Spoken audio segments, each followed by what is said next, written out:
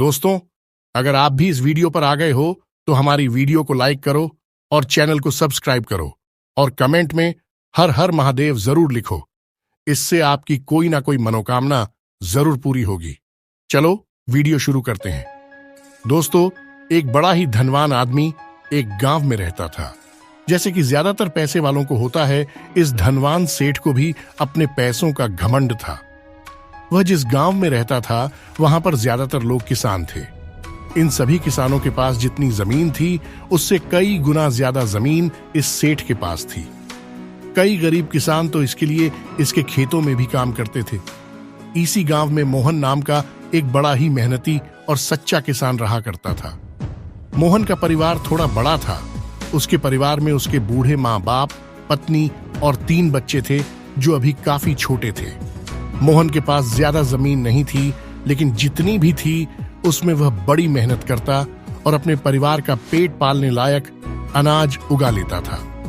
बाकी के किसान भी यह देखकर हैरान रह जाते कि कोई कैसे इतनी सी जमीन में इतना ज्यादा फसल उगा सकता है। एक वर्ष उस गांव में काफी ज्यादा बारिश हुई, जिसके चलते कई किसानों की फसलें बर्बाद हो गईं, जिनमें से एक मोहन भी था।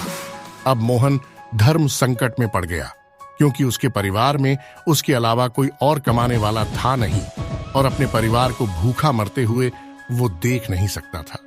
वह जानता था कि इस गांव में अगर कोई उसकी मदद कर सकता है तो वह वही घमंडी सेठ है जिसने गांव के कई अन्य गरीब किसानों को या तो कर्जा दिया है या तो अपने यहाँ काम पर रखा हुआ है।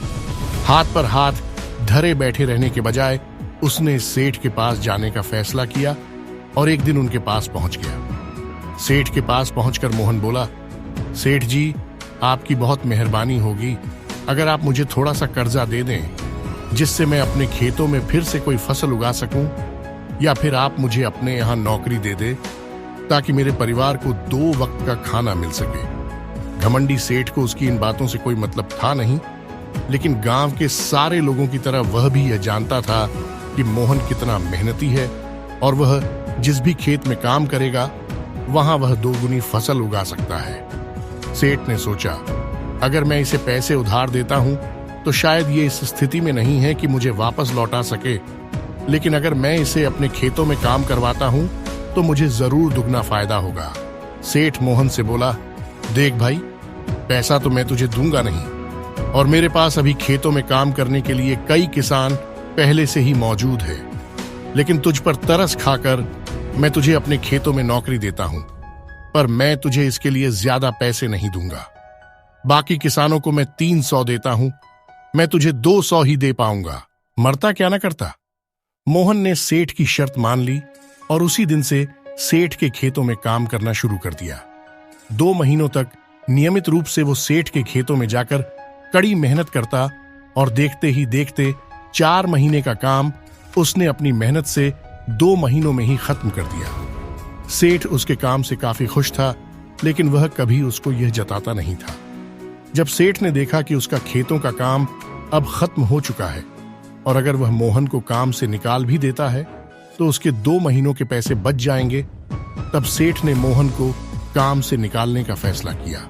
एक बार सेठ को यह विचार भी आया कि इतना मेहनती आदमी शायद उसे दोबारा ना मिले, लेकिन फिर उसने सोचा कि जब अगले साल काम आएगा तब उसे फिर से नौकरी पर रख लेगा। आखिर इस गांव में उसके अलावा है ही कौन जिसके आगे ये लोग अपने हाथ फैलाएंगे। एक दिन सेठ ने मोहन को अपने पास बुलाकर उसको उस दिन का पैसा दिया और साथ में यह भी कहा कि कल से तुमको काम पर आने की जरूरत नहीं है। अब मेरे पास तुम्हारे लिए कोई काम नहीं बचा है। जब मेरे पास काम आएगा तो मैं तुम्हें बुला लूंगा। यह सुनकर मोहन का दिल बैठ गया। पिछले 2 महीनों से ही सही उसके बच्चों और परिवार के पेट में अन्न का दाना जा तो रहा था, अब वह क्या करेगा? यही सोचकर उसकी आंखों से आंसू निकल आए। मोहन ने सेठ के पैर पकड़ लिए और गिड़गिड़ाने लगा, सेठ जी, मुझे इस काम की बहुत जरूरत है, मुझे मत निकालिए। अपने मतलब से मतलब रखने वाला सेठ टस से मस ना हुआ। उसने खरी खोटी सुनाकर मोहन को वहां से चलता कर दिया और मन ही मन 2 महीनों की तनख्वाह बचने से खुश होने लगा। अगले दिन जब सेठ सवेरे उठा और अपने आंगन में आया तो उसने देखा कि मोहन उसके आंगन में बैठा है। सेठ ने उसको पास बुलाकर पूछा कि क्या हुआ, तुम क्यों यहाँ पर बैठे हो। मोहन बोला, सेठ जी, मुझे वापस काम पर रख लीजिए। आप जानते ही हैं मेरी आर्थिक परिस्थिति कैसी है, थोड़ी दया कीजिए। लेकिन सेठ ने उसकी एक न सुनी और फिर एक बार उसे बुरा भला कहकर वहां से जाने के लिए कहा। बेचारा मोहन अपना सिर नीचे झुका के वहां से चला गया। अगले दिन फिर यही घटना दोहराई गई। मोहन फिर सेठ के आंगन में बैठा था। सेठ ने फिर उसको वहां से जाने के लिए कहा। यही घटना अगले कई दिनों तक चलती रही। अब तो मोहन सेठ के हटाने पर भी वहां से नहीं जाता था और वहीं पर बैठा रहता था। एक बार सेठ ने उससे पूछ लिया, तुम कैसे आदमी हो? मैं तुम्हारा इतना अपमान करता हूं लेकिन तुम्हें कोई फर्क ही नहीं पड़ता। तब मोहन ने सेठ से कहा, बुरा तो बहुत लगता है सेठ जी, लेकिन जब घर जाता हूं और भूख से बिलखते अपने माँ बाप और बच्चों को देखता हूं तब यह अपमान मुझे कुछ भी नहीं लगता। इतना सब कुछ होने के बाद भी सेठ का दिल जैसे पत्थर का बना हुआ था। उसने मोहन को अभी भी काम पर नहीं रखा और ना ही उसका ऐसा करने का कोई इरादा था। एक दिन सेठ ने सोचा कि कुछ दिनों के लिए किसी और गांव चला जाता हूं ताकि मोहन से पीछा छुड़ा सकूं। अगले दिन मोहन के आने से पहले ही सेठ अपने परिवार को लेकर अपने किसी संबंधी के यहाँ चला गया और वहां पर 10 दिनों तक रहने के बाद फिर अपने गांव अपने घर वापस लौटा। घर लौटते ही सेठ ने आसपास हर जगह नजर दौड़ाई तो पाया कि वहां पर अब मोहन नहीं था। सेठ ने सोचा, मेरी तरकीब काम कर गई, लगता है मोहन से अब पीछा छूट गया है। हालांकि अब सेठ के द्वार पर मोहन नहीं बैठा था, लेकिन मोहन का विचार अभी भी सेठ के मन में घर कर बैठा था। सेठ सोच रहा था, मोहन इतनी जल्दी हार मानने वाला आदमी तो नहीं दिखता है। उसके साथ क्या हुआ होगा? क्या उसे कहीं कोई और काम मिल गया होगा या फिर और कुछ? इन विचारों ने सेठ को बेचैन कर दिया और आखिरकार सेठ को मोहन की खबर लेने के लिए गांव में जाना पड़ा। सेठ को मोहन का पता नहीं मालूम था, इसलिए अड़ोस पड़ोस के अन्य किसानों से पूछने पर पता चला कि मोहन घायल हो चुका है और अपने घर पर आराम कर रहा है। सेठ ने जब उसके घायल होने का कारण लोगों से पूछा तो सेठ को पता चला कि जब सेठ अपना घर छोड़कर किसी और गांव में गया था तब बंद घर देखकर कुछ चोर उसके यहाँ चोरी करने आए थे, जिनको रोकने की कोशिश करते हुए हाथापाई में मोहन चोटिल हो गया था। ये सब जानने के बाद सेठ का पत्थर का दिल भी अब मोम की तरह पिघल गया। सेठ को अपने किए पर पछतावा होने लगा। सेठ ने अपने आप को याद दिलाया कि कैसे उसने एक शरीफ और सच्चे आदमी को ज्यादा काम करवाकर भी उसको पूरा पैसा नहीं दिया और जिसको गले से लगाना चाहिए था उसे ठोकर मारकर भगाता रहा। सेठ मोहन का घर का पता पूछकर उसके घर पहुंचा तो देखा कि मोहन की घर की हालत बहुत खराब है। उसका परिवार भूख से बेहाल है और वह खुद अपने हाथ पैर पर चोट के साथ एक खाट में पड़ा हुआ है।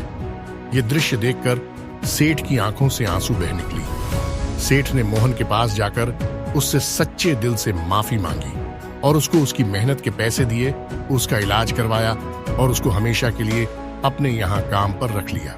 दोस्तों, इस खूबसूरत कहानी से हमें 3 पाठ सीखने के लिए मिलते हैं।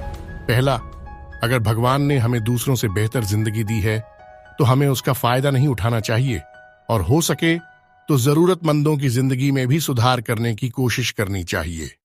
दूसरा पाठ, कठिन से कठिन समय में ईमानदारी और सच्चाई का साथ कभी नहीं छोड़ना चाहिए।